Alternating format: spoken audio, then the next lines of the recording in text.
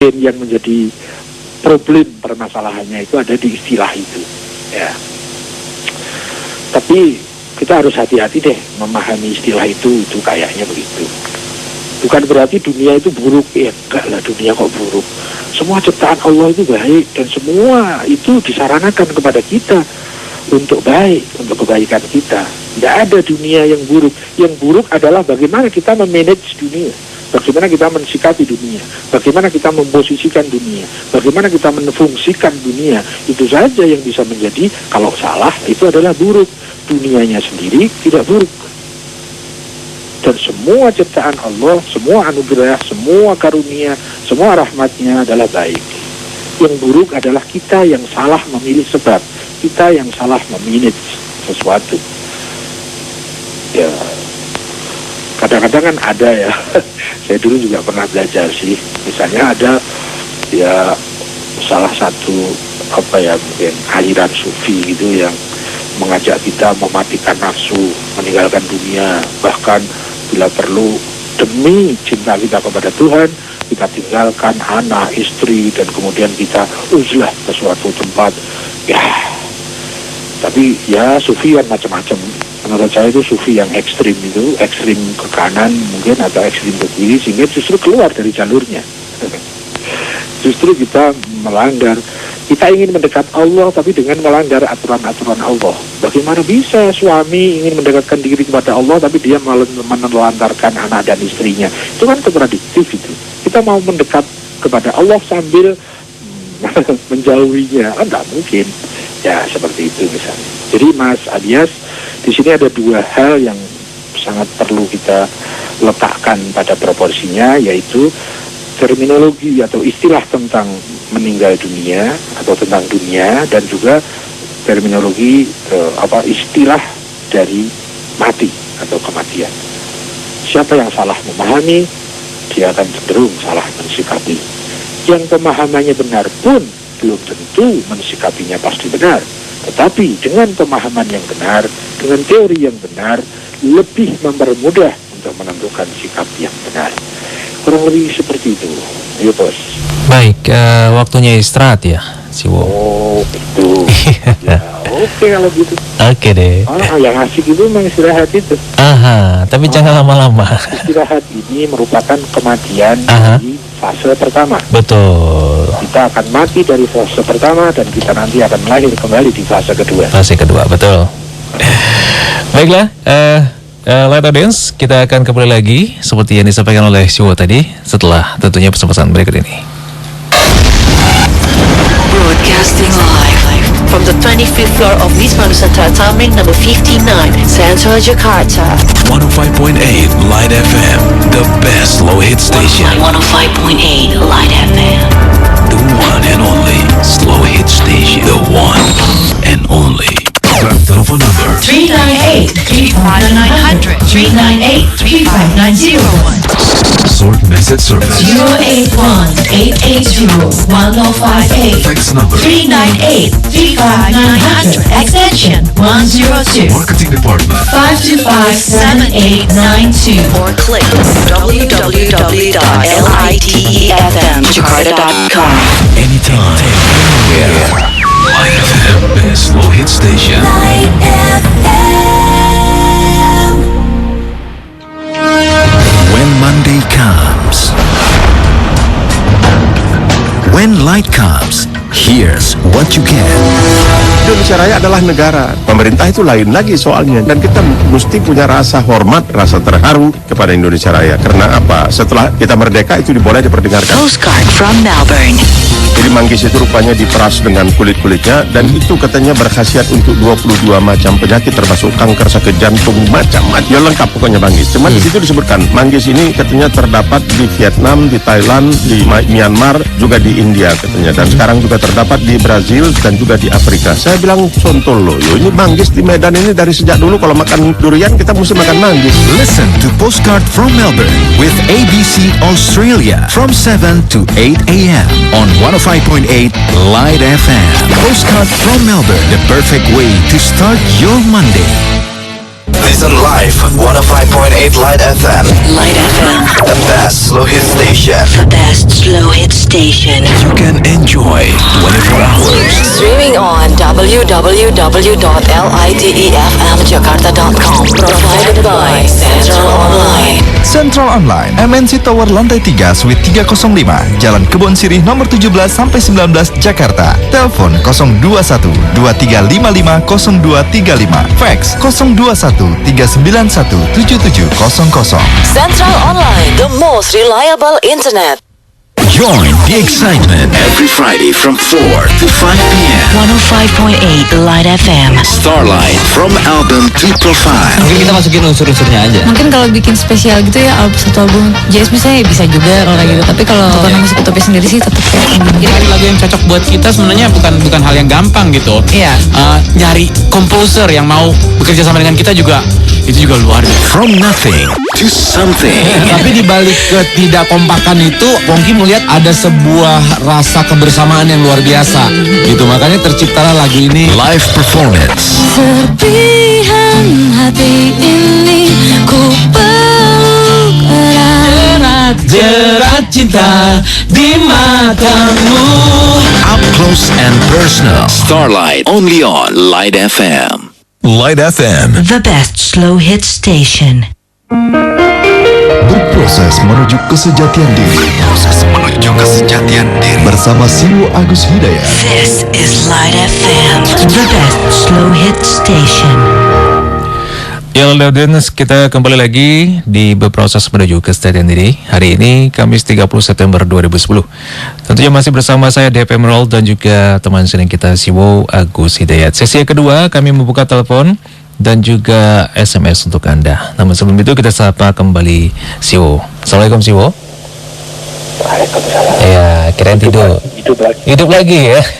Dari istirahat sebentar tadi. Tadi kan mati. Oke, tadi mati. Baiklah. Di sesi kedua kami akan menerima dua penelpon dan akan saya bacakan 3 SMS untuk Anda. Oke, silakan di 0213983505. Halo, assalamualaikum. Waalaikumsalam warahmatullahi wabarakatuh. Iya, dengan Bapak. Pak Didi. Pak siapa Pak? Didi Pak Didi di mana Pak? di Jatinegara. Oke, silakan Pak Didi. Tolong radionya dikecilkan aja volumenya Pak. Iya, silakan. Assalamualaikum Jo. Waalaikumsalam. Assalamualaikum Jo. Iya, beliau mendengarkan. Warahmatullahi wabarakatuh. Assalamualaikum. Waalaikumsalam warahmatullahi taala wabarakatuh. Jo, saya punya kesulitan Jo.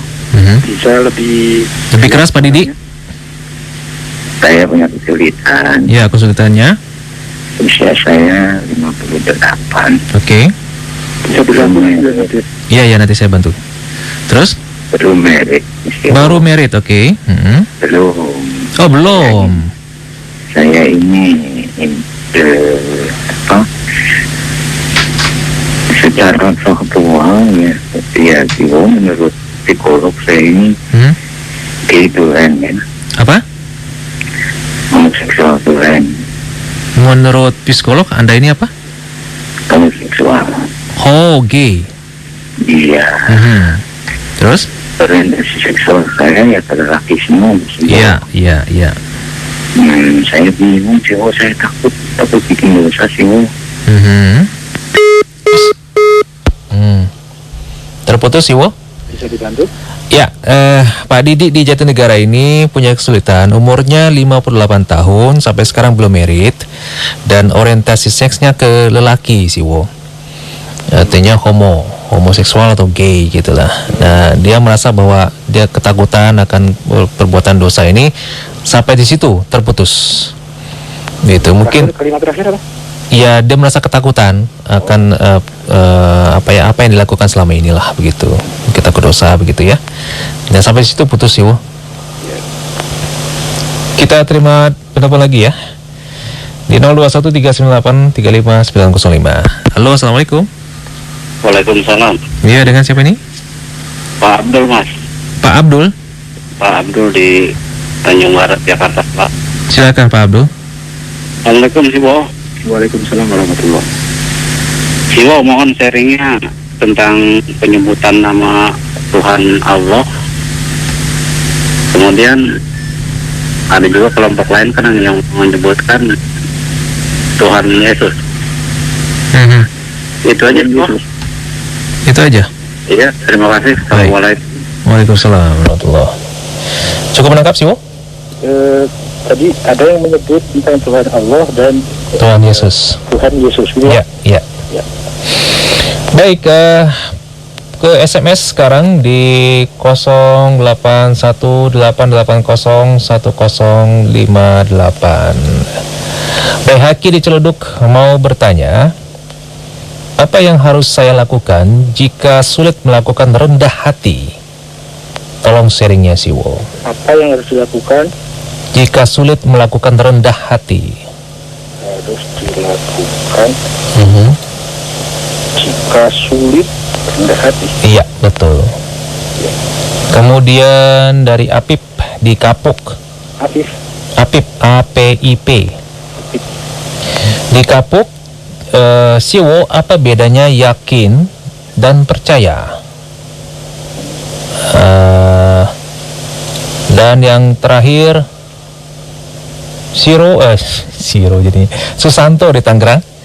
Siwo, apakah ruh sama dengan nyawa? Oke, cukup 5 Siwo ya. Ya, silakan diborong semuanya.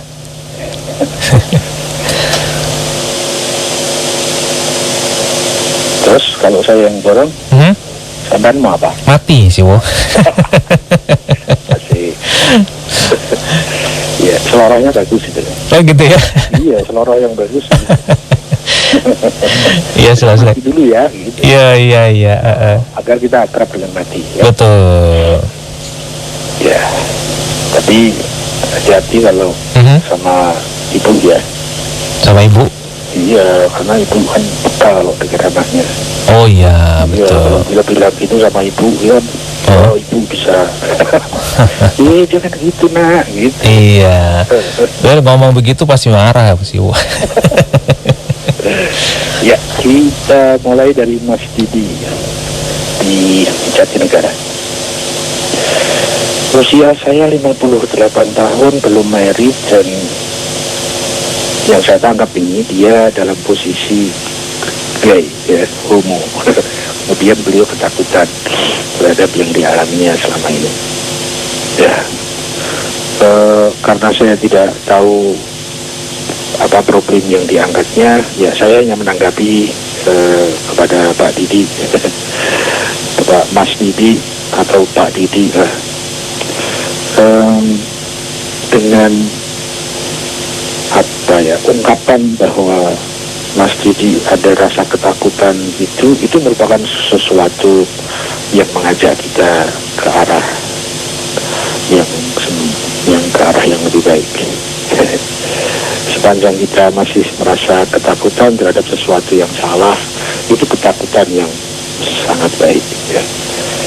Mudah-mudahan masing-masing kita mempunyai ketakutan yang semacam itu terhadap keburukan-keburukan yang ada pada diri kita. Terlepas posisi masing-masing kita sekarang seperti apa, seperti A atau seperti B, seperti Pak Didi atau tidak seperti Pak Didi, seperti saya atau seperti Mas Der, itu tidak terlalu penting untuk saat ini, karena itu semua adalah akibat dari sebab-sebab sebelumnya, akibat dari proses masa lalu kita. Yang penting sekarang adalah apakah nanti, besok, ke depan itu saya ada upaya, usaha, ikhtiar untuk berproses menuju yang lebih baik. Itu yang terpenting. Jadi kepada Pak Didi, apapun keadaan Pak Didi saat ini, ya itulah kenyataannya. Yang terpenting adalah mari kita berproses ke depan lebih baik. Ya, masing-masing punya kesulitan, masing-masing mempunyai problem-problem dalam rangka kita ingin lebih baik. Problem saya tidak pas kalau itu diadakan pada prosesnya Masdev. Tapi problemnya di Masdev juga tidak pas kalau itu dijadikan sebagai problem saya. Masing-masing kita punya keunikan sendiri-sendiri, dan Tuhan Allah selalu maha mendidik dengan skala keadilan yang sangat rumit dan sangat unik, dan kita akan selalu dididik dengan problematika kita sendiri-sendiri. Yang terpenting menurut saya adalah bukan sekarang saya ini apa atau Anda sedang di mana, tetapi masihkah kita mempunyai tenaga, semangat untuk berproses menjadi lebih baik.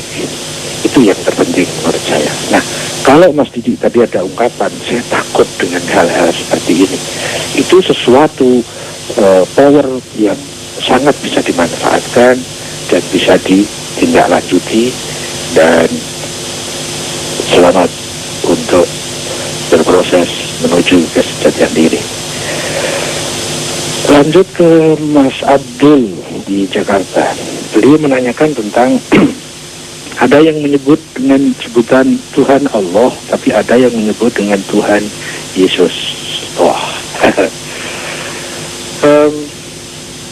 begini yang saya tahu ya. Jangan tergesa diterima, tapi juga jangan tergesa ditolak.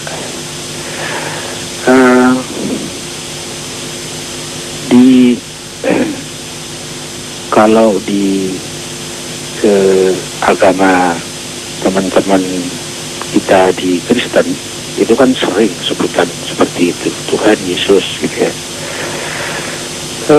Saya pernah mempelajari paling tidak ada 2 versi tentang Trinitas. Ya kalau sebutan Tuhan Allah kayaknya nggak problem, karena di Kristen juga ada kok Tuhan Allah ya, Tuhan Bapa. Saya pernah menemukan antara lain 2 versi pemahaman tentang Trinitas. Kalau pada umumnya yang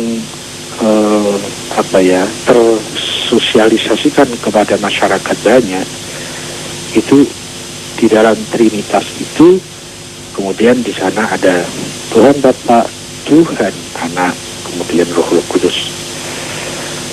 Sementara saya juga menemukan ada satu komunitas yang agak spesifik dan tidak banyak pengikutnya. Dia menamakan dirinya Trinitas yang Tauhid. Antik ya, Trinitas yang Tauhid. Dan saya kebetulan ketemu sama sesepuhnya, ketua dari pemimpin kelompok itu, yang mereka menyebut diri Kristen Tauhid. Itu mempunyai satu konsep Trinitas, sama sih Trinitasnya, tetapi beda pemahamannya.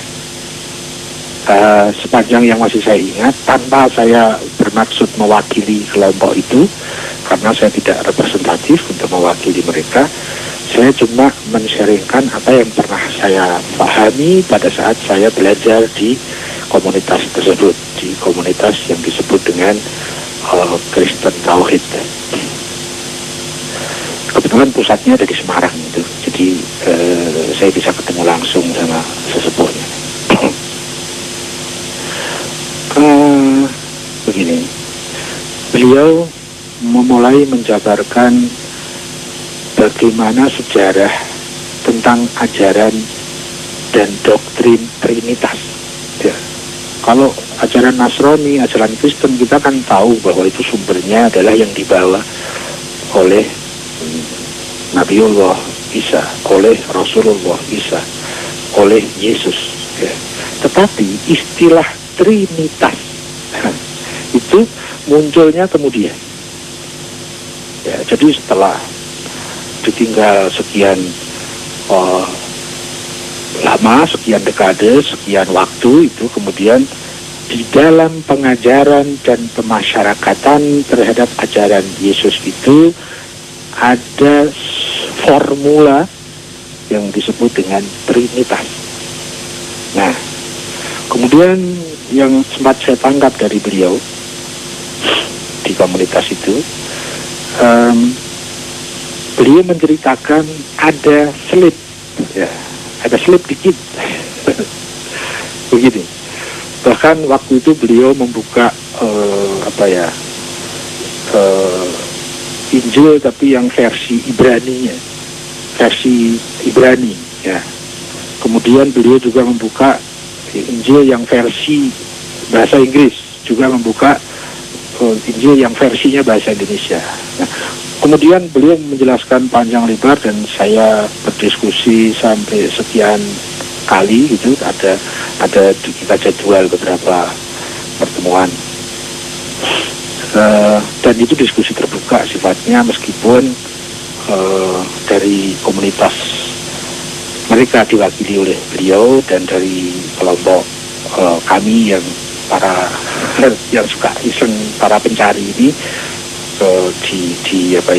dipercayakan kepada saya sebagai juru bicara.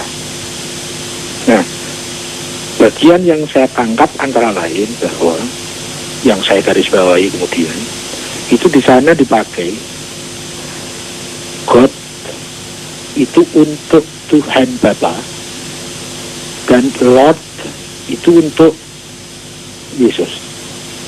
Nah, itu sangat saya garis bawahi pada waktu itu sampai sekarang. Kalau God dan Lord itu, kalau kita pakai bahasa yang normal-normal saja, itu mudah sekali. Di sana beda antara God dengan Lord, itu beda. Kalau God itu Tuhan, kalau Lord itu Tuan.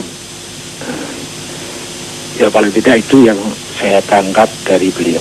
Nah, di dalam rangka penyebarannya, pengajarannya, itu memang sering dipakai kata-kata Tuhan.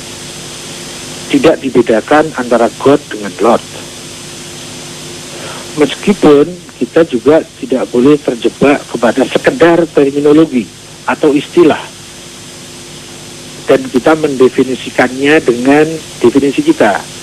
Kita harus mendefinisikan istilah orang lain dengan makna yang mengucapkan. Jadi kita tidak bisa mendefinisikan istilah Madura tapi kemudian saya isi maknanya dengan istilah saya. Itu tidak bisa. Itu nanti akan bisa menjadi problem yang sering disebut dengan problem semantik. Istilah yang sama tapi maknanya bisa berbeda. Ya misalnya istilah imam misalnya. Imam yang istilahnya dipakai oleh komunitas Syiah, imam yang dipakai oleh komunitas Sunni, itu definisinya berbeda. Jadi kalau orang Syiah memaknai imam yang diucapkan oleh orang Sunni, tetapi didefinisikan, dimaknai dengan istilah imam yang dipakai di komunitas Syiah, maka akan terjadi misperception, salah paham, gitu ya. Jadi salah tapi karena tidak paham disebut salah paham. Sebaliknya, kalau istilah-istilah yang imam yang dipakai oleh komunitas Syiah, kemudian kata-kata dari orang Syiah tentang imam difahami oleh orang Sunni dengan definisi imam yang ada di Sunni, itu akan terjadi salah paham. Kalau salah paham saja tidak apa-apa, tapi kalau dibarengi dengan egoisme mazhab, itu bisa bahaya. Akhirnya bisa tidak akur itu antara Sunni dengan Syiah. Misalnya seperti itu. Juga misalnya begini, istilah Nabi yang dipakai di komunitas Ahmadiyah dengan istilah Nabi yang dipakai oleh komunitas masyarakat Indonesia pada umumnya, umat Islam Indonesia yang non Ahmadiyah. Nah, kalau istilah Nabi yang di Ahmadiyah dimaknakan istilah Nabi sebagaimana yang beredar di masyarakat, nanti bisa kacau sehingga terjadilah ketidakakuran, gitu kan? Karena kalau di Ahmadiyah itu dibedakan antara Nabi yang syar'i dengan Nabi yang non syar'i misalnya. Nah, Di masyarakat kita tidak ada pembedaan istilah seperti itu. Nabi ya nabi gitu. Itu disebut dengan masalah semantik. Sebetulnya sesuatu hal yang mudah sekali diselesaikan, tapi kalau sudah dimasuki dengan egoisme, menjadi sulit. Nah, ajaran di teman-teman kita Kristiani itu ada istilah namanya Tuhan Yesus. Ya, terminologinya seperti itu. Tapi jangan difahami istilah Tuhan di situ dengan istilah Tuhan yang kita pakai setiap hari. Dia punya terminologinya sendiri. Kita juga punya terminologi sendiri tentang sebutan Tuhan itu. Itu paling tidak yang pernah mendewasakan wawasan saya setelah saya belajar ke komunitas itu. Kebetulan saya mendapati paling tidak ada 2 komunitas yang berbeda tentang bagaimana memahami prinsip Trinitas. Kalau kita kembali kepada asalnya, sebutan kepada Tuhan Bapa itu God, Tuhan. Kepada Yesus itu Lord, Tuan. Beda kan antara Tuan dengan Tuhan. Ya, meskipun mungkin karena faktor-faktor sosiologis, faktor-faktor yang lain-lain, ada proses sejarah yang tidak sedikit, ada panjang prosesnya, sehingga menurut kelompok yang satunya itu ada sedikit terjadi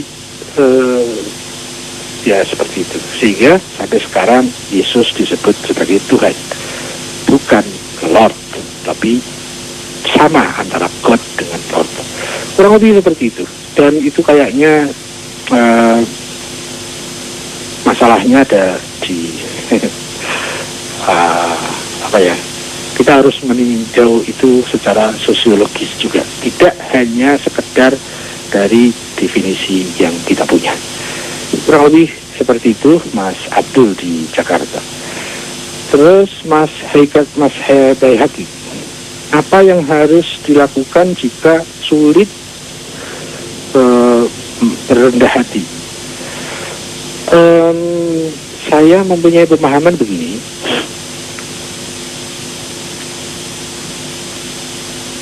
Tadi rendah hati sama rendah diri ya.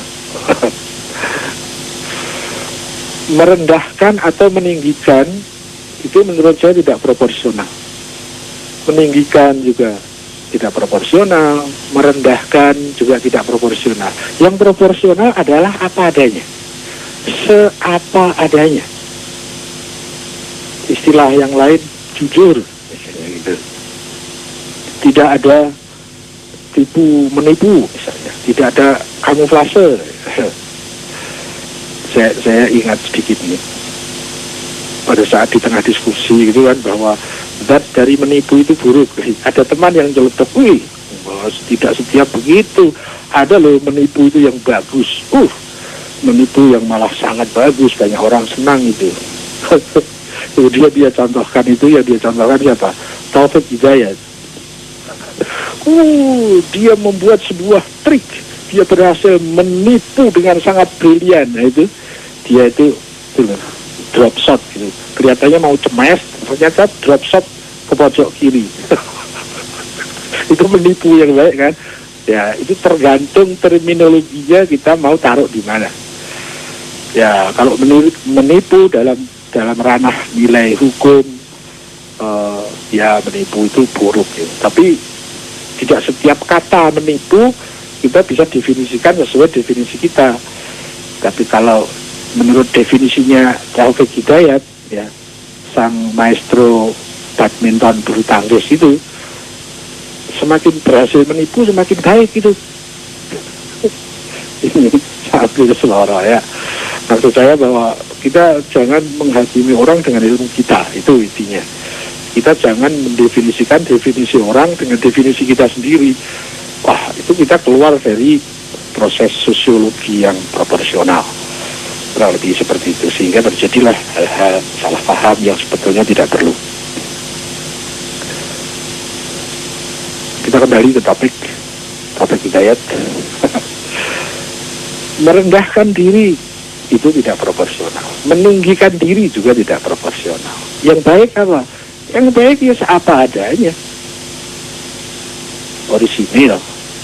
Begini loh. Begitu loh. Jadi tidak perlu ada rekayasa untuk merendah atau meninggi. Menurut saya kedua-duanya tidak pas. Jadi kalau kita ingin yang lebih pas, nggak perlulah untuk merendahkan hati atau meninggikan hati. Kita jujur saja terhadap diri kita dan jujur terhadap teman-teman kita, jujur terhadap diri, jujur terhadap ya, jujur terhadap Tuhan, jujur terhadap keluarga, jujur terhadap, yang terpenting adalah jujur terhadap Tuhan dan jujur terhadap dirinya. Maka kita akan proporsional, tidak tinggi hati tapi juga tidak rendah hati, biasa-biasa, wajar, normal, orisinal, seapa adanya. Menurut saya itu jauh lebih baik ya, ketimbang kita merendah-rendah atau meninggi-ninggi sehingga keluar dari yang sebagaimana adanya. Kayaknya begitu. Yang paling sulit dalam kaitan itu adalah pada saat kita memanage ego kita.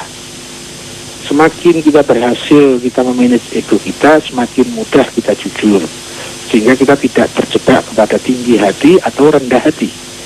Karena rendah hati bisa menjebak kita, tinggi hati juga bisa menjebak kita. Ini mohon maaf ya, biasanya kalau rendah hati kan sudah didefinisikan sesuatu hal yang baik di masyarakat. Sementara mungkin saya tidak sepakat dalam hal itu, kecuali memang ada definisi tertentunya tentang rendah hati itu ya.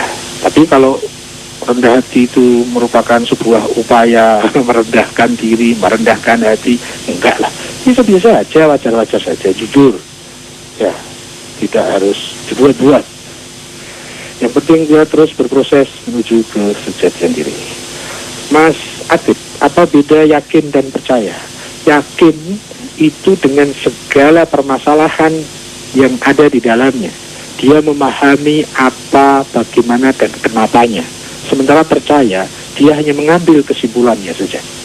Percaya itu dia hanya mengambil judulnya atau kesimpulannya. Sementara yakin itu butuh proses panjang. Untuk meyakini sesuatu, seseorang harus menguji sesuatu itu, mendata, menganalisa, mendalami argumentasinya. Pada saat dia belum sampai kepada kesimpulan final, masih ada keraguan-keraguan di dalamnya, sehingga ada yang disebut dengan kesimpulan sementara, sesuatu yang masih mengandung keraguan. Nah, itu berarti belum yakin.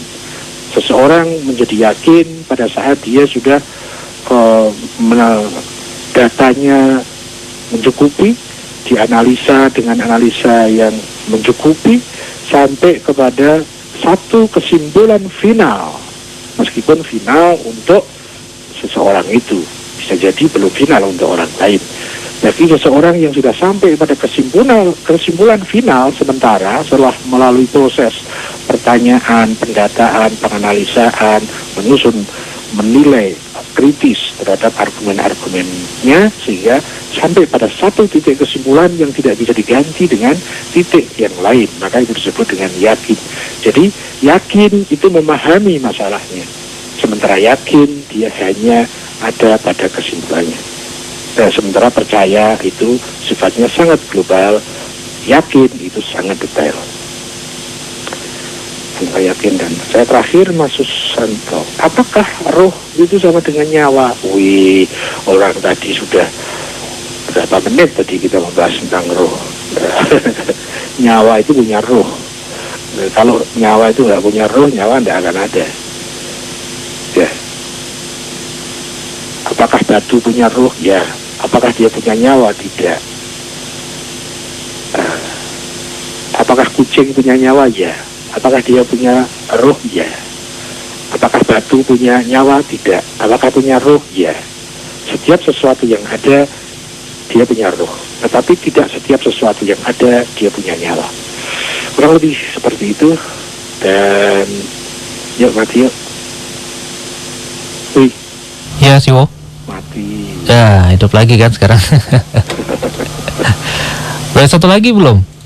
Oh, udah tadi ya, Siwo ya, Susanto tadi, betul. Apa tadi? Roh dan nyawa. Ya sudah kan. Oh iya, betul. Oke. Gitu. Dilanjut atau bagaimana? Ya monggo ikut aja. Mau sampai jam 12 boleh. Itu ya, saya suka itu. Nah, waktunya masih tak space. Udah habis, Siwo. Udah habis. Berarti jam saya bener lah. Bener toh? Bener. Ya benar, berarti kalau mau nyambung ya minggu depan begitu. Ya, bagi yang apa ya, mungkin ada yang pengen lebih gitu. Ya. Jangan minta jam tambah ya. Oke, HPFM aja ya, Siwo. HPFM saja. Iya, betul. Ya, kurang lebih seperti itu. Terima kasih atas semua partisipasi dan mohon maaf atas segala kekurangan, kesalahan, dan ketidakbijakan dan segala keterbatasannya. Semoga kita dipersaudarakan dalam Tuhan. Mohon maaf, mohon pamit. Assalamualaikum warahmatullahi wabarakatuh. Waalaikumsalam warahmatullahi wabarakatuh. Demikianlah audiens, berproses menuju kesejahteraan diri hari ini Kamis 30 September 2010. Dan bagi Anda yang belum puas dan ingin menanyakan lebih lanjut, Anda bisa ke HPFM Siwo, yaitu di 0817449295 0817449295. Tapi ada jam besuknya dari mulai pukul 22 hingga 24 dan pukul 10 pagi hingga pukul 12 siang. Baik, terima kasih untuk perhatian Anda. Insyaallah kita jumpa lagi minggu depan. Wassalamualaikum warahmatullahi wabarakatuh. 105.8 Light FM, the best slow hit station. More than just best music, we give you the best entertainment.